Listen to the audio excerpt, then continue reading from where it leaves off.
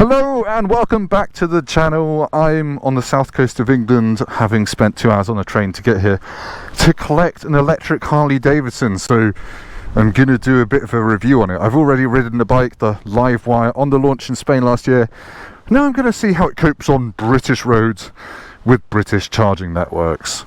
Oh dear, quite excited because it's actually a really good bike and I know that already. I'm just excited to see what it's like to live with. So that's Lucy Brown from Drive Tribe, although she's got a Food Tribe hoodie on. So, it is keyless. It's also quite heavy. You flick that, and it wakes up the touchscreen of joy. And then you hit run. And it does a little vibration to tell you that it's on. I've got 103 miles from 98% range.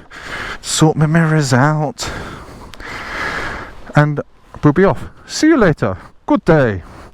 Whee! Don't get run over by the Sainsbury's lorry. Oh dear, yeah, like I said, ridden one of these before, really enjoyed it. That was last December in 2019, on the launch in Barcelona. It was 24 degrees the week before Christmas and it was all a bit surreal. Hammering around the roads of Spain with Al Fagan for company, off of 44 Teeth and journalism. I was meant to be doing a bit of a mad adventure on this bike, but things haven't quite worked out yet. Oh, speed bump. I forgot, you know, seamless torque from 0 RPM is quite fun. So yes, all electric Harley-Davidson LiveWire. The numbers that you need to know for this bike are: it has 105 horsepower, the electric equivalent. It has, I think, 115 Newton meters of torque from 0 RPM, and it costs 28 and a bit thousand pounds. And yeah, I haven't ridden it before. I can already tell you it's really good fun, and you can hustle it just like you wouldn't expect to be able to hustle quite a heavy electric bike. Yeah, really good. Oh god, the brakes, I remember the brakes. Yeah, that's the weakness of this bike. It's heavy, and if you want to brake hard, it doesn't brake like a sports bike. There's a downside. I did stop though, just had to squeeze the lever a bit hard than I thought. Yeah, I forgot, this is fast. It's a surreal feeling the first couple of miles, and yeah, this is the first time I've ridden one in, you know, 9 months, so you are getting my genuine first impressions. But you would have noticed that I've just jumped on it and I'm riding. It's not weird riding this, you know, you get used to no clutch lever immediately. There's no gear lever, obviously. You just jump on it and away you go, basically. No loud vibrations or faffing about with the key, that just stays in your pocket. And yeah, the throttle mapping sounds boring, but probably the most impressive thing about this, because it does just go exactly as fast as you think it's going to go when you twist the grip. So I'm doing 40, I want to do 60. There we go, 60 miles an hour. Noise wise, obviously it does make a bit of a whir when you accelerate. I think there's a bevel cut gear in the gearbox from memory, which Harley spent years developing, so it kind of gives you a bit of a sense of Harliness. But to be honest, it just has that kind of electric whir we're used to from electric cars and things. Or when you're sitting on it in go mode, when these lights are green, it gives you the occasional vibration through your bum, just to remind you that it's armed, basically, so you don't sit at traffic lights and blip the throttle, because if you do that, you will shoot into the horizon at a great rate of knots without expecting it and look like an absolute tit. Obviously, if your mates have got these and you're sitting at traffic lights, don't try and blip your mate's throttle for a laugh at the traffic lights, because they'll fall on the floor and break a leg, which is funny, but not until they've got to repair the bike. So yes, I'm near Bosham on the south coast of England, and I'm just going to take this for a gentle ride home to my place in Surrey on these really gravelly roads. I've got 100 miles of range, it's about 60 miles. I'm going to charge it on the way home because I want to be able to use it while I'm at home and I can't charge it out of my window, sadly. So hopefully I'll find a few nice fast chargers, hopefully next to McDonald's, so I can have a lovely day out on the Harley-Davidson LiveWire.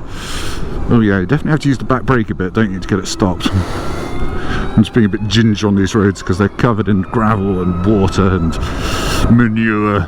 I'm going to about do a bit boring dual carriageway, so I'll stop this and I'll catch you in a bit for some charging action on the Harley-Davidson LiveWire. Whee!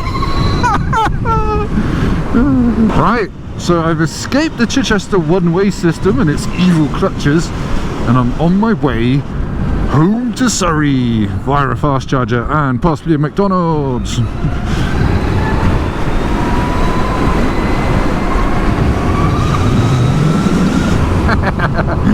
The thing about the LiveWire is it handles like a normal bike. It handles like a decent naked bike, and that's just fun. You can kind of chuck it about, get some lean going, and you just blast past people like you're on a decently powered, like, you know, probably a 900cc bike or something like that.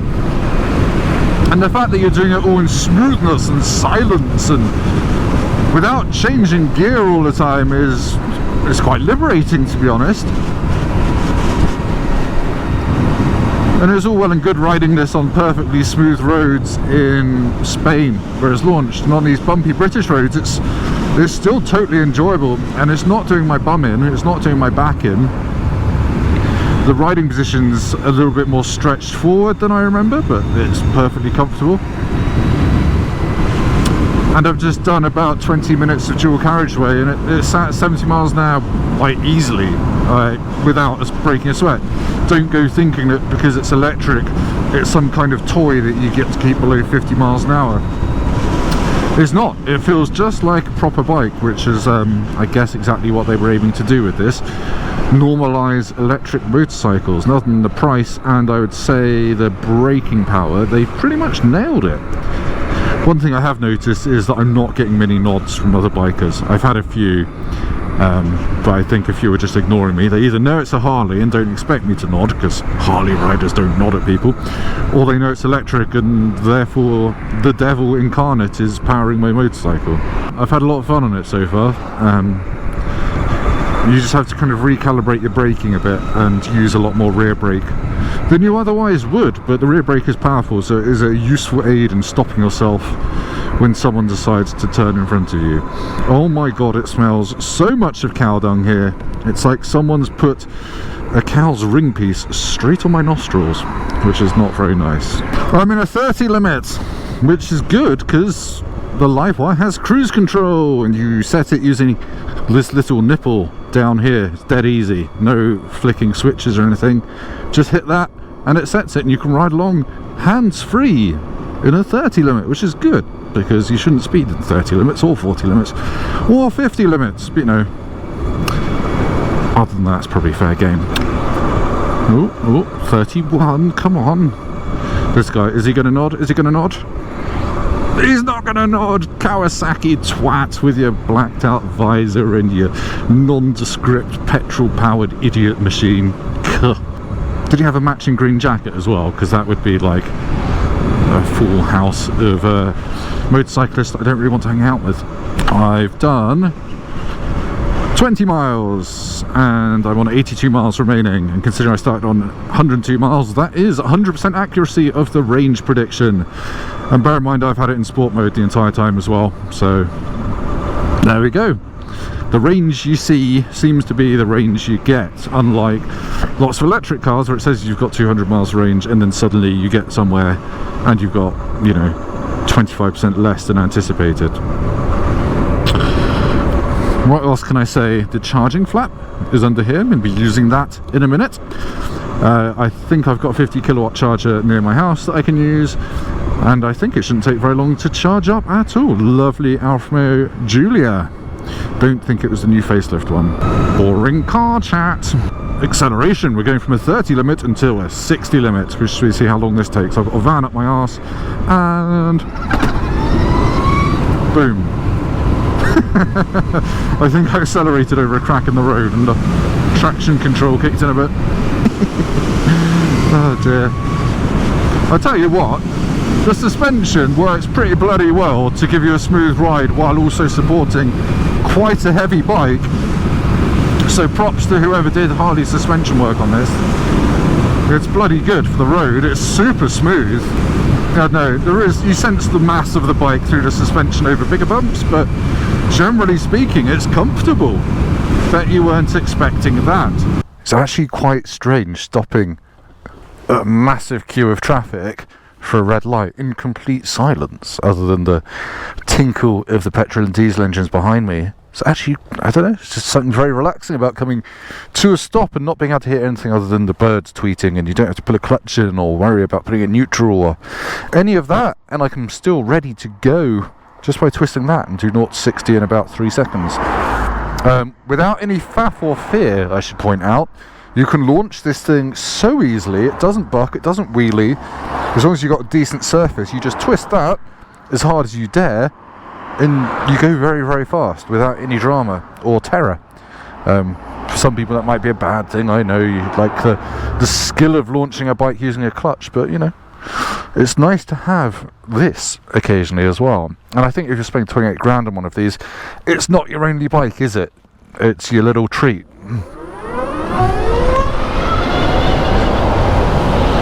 Right, getting close to my charger, but I've actually only used about 30% of the range, and I've been riding like not slowly, put it that way.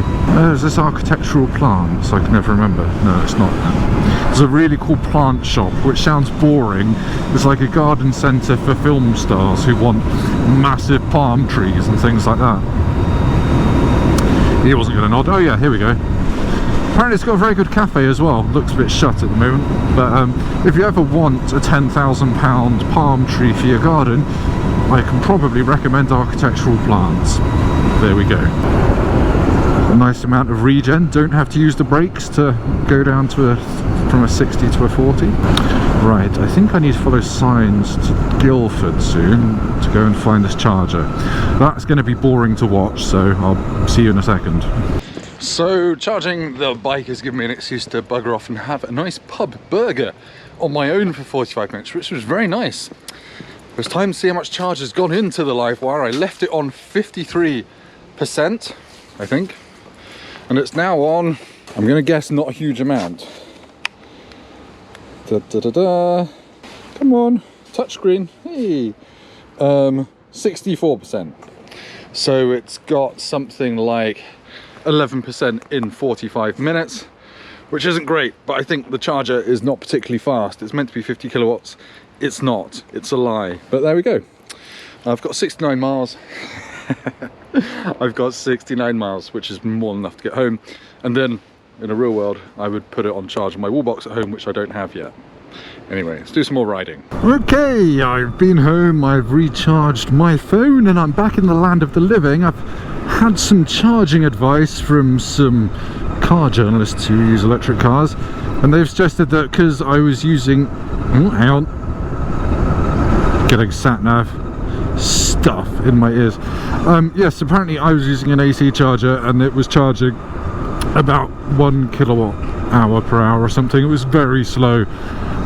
Because apparently that's all the bike can take. On AC it's not very fast, so I'm going out to find DC fast charger, which I did have at the charger I just used, but it was not working. So apparently there's a hotel up here which has one, so I can put the bike on charge. Not that it needs it really, it's got 50%, and yeah, do some work. Normally if I was in an electric car this would be furiously stressful because I'd probably be relying on the car. Obviously motorbike, not really relying on it, so it's okay if it's sitting around on half charge. I'm okay with that, and also it's fun to ride whilst hunting down chargers. I'd be stressing out if I was on 10% charge, but I'm not, so there, bully for me.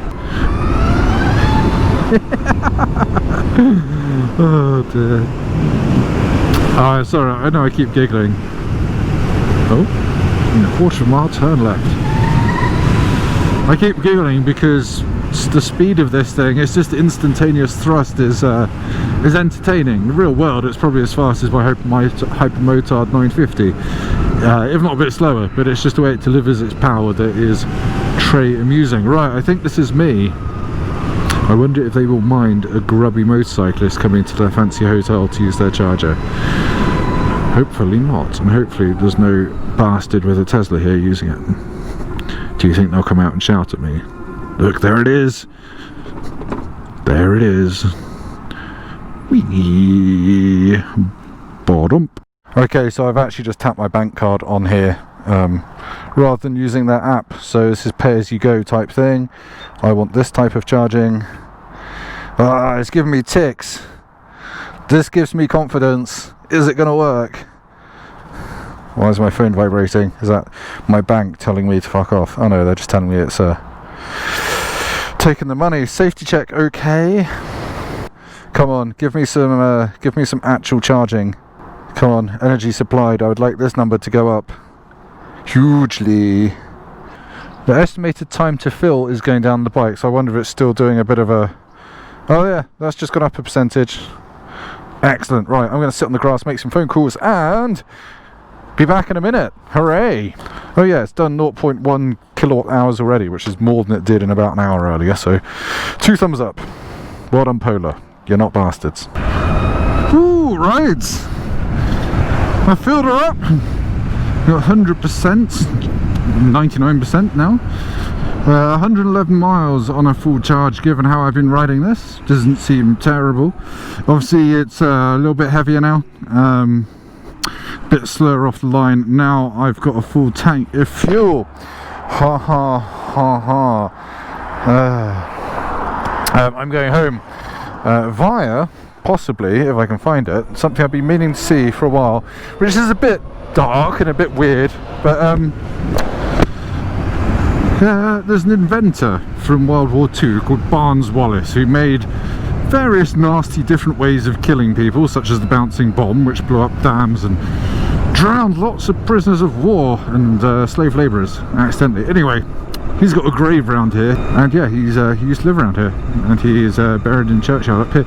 So I might go and see if I can find his grave. If you've seen the film The Dam Busters, when he's pinging marbles off a bath full of water at the start to prove that you can skim things, that was in his house, in his garden, which was just up here. So there we go.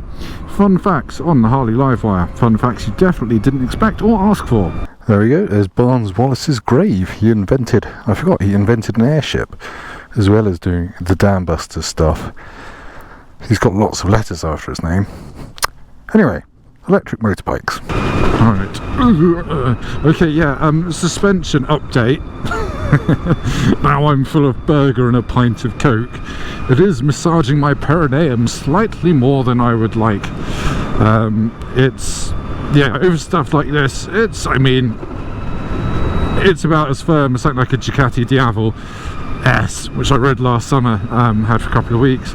It's similar to that. You know, it's not bad, it's just slightly pummely of anus. I'm going to overtake you.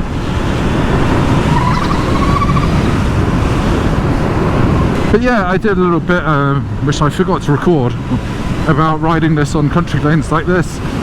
It is fun. These are roads that I would be getting jolted around a bit on my Hope Motard. This is obviously firmer. I'm riding with a bit less gusto. Oh, hello. What's that the filming location for? They filmed the Witcher Netflix series around here. Just try to indicate. They filmed the Witcher Netflix series and what's the thing? Call the Midwife. They're both filmed around here, so you're going to bump into some gnarly, long-haired Geralt of Rivia sort of person, or someone who's lost their, I don't know what they do in Call the Midwife, their forceps. But it's very scenic, it's very pretty, lots of medieval woods like this, which aren't actually great riding roads because you get zero visibility. And you fully expect to come around the corner and there's going to be a horse and cart full of barrels of mead blocking your path. Feels like a slightly strange place to bring an electric motorbike, but hey, this is just the way home for me, I think. Look at this. This is medieval England, isn't it? A very Game of Thronesy forest. That feels good to not be disrupting the bunnies. Oh shit, that's gravelly as fuck. Yeah, suddenly no road surface. That was nice to have a warning of that. This would be... shit, the bed. Okay, just lost the front briefly there. Right, anyway, I should probably do something of a conclusion for this, the Harley-Davidson LiveWire. It's a £28,000 electric motorcycle. It's fast. It's probably as fast as something like a fully, I don't know, 750, something like that, maybe an MT-09, but with more torque and more instant pickup. The handling is good, very good. It's fun to ride, it's fun to throw about, and you could probably, if you ride with a bunch of Harley owning mates, you can ride this like a sporty naked, and they probably won't be able to keep up with you, which is good. Obviously you'll have to stop to charge. The charging network is a bit shit in the UK, but that's not a problem with the bike. The brakes get a massive workout, and you need to kind of change your braking distances mentally, simply because you can ride it faster than it can cope with the braking of, if that makes sense. You end up going quite quickly, and the brakes are like, yeah, cool, can you give me 5 minutes to wake up, and you get used to using a lot more back brake than you normally would because it's heavy. In terms of the weight, you don't notice it when you're riding along pretty much at all. More gravel, and I think a bit of a little grin on your face. It's good fun. You can actually paddle it around. I'm lanky at 6'3", so I'm used to being able to sit on heavy bikes and push them around while sitting on them, and this is no different to something like, you know, I can push a GS around by sitting on it. This is no different to that. I can reverse this. The weight doesn't mean it's an immobile object in your garage. So yeah, really, really good bike. It's just expensive. That's pretty much the thing that you have to deal with, is that it's 28 grand. But like I said earlier, it's probably not going to be your only bike if you're spending 28 grand on a bike, and it's a good second bike to have. Anyway, enough waffle from me. Thank you for watching. Please like, please subscribe, click the bell notification, and also check out Tim Rodey Drives stuff, me driving stuff, cars and things. And I'll see you soon. Goodbye.